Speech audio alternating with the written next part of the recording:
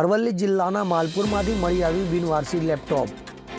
માલપુર તાલુકાના માણેક કૃપા સ્કૂલ સામેથી કેનલ પાસેથી મળી આવ્યું લેપટોપ. તો બીજે ગ્રુપના કરોડોના કૌભાંડ વચ્ચે મળી આવ્યું તૂટેલું લેપટોપ. બીજે કૌભાંડમાં ઝડપાયેલા મુખ્ય એજન્ટ મયુર દરજી પણ માલપુરનો છે વતની. તો લેપટોપ માલપુર પોલીસ દ્વારા કરવામાં આવ્યું જપ્ત. પોલીસે જાણવાજોગ ફરિયાદના આધારે તપાસ ધરી હાથ. લેપટોપમાં મોટા હવાલાની શક્યતા નકારી ના શકાય.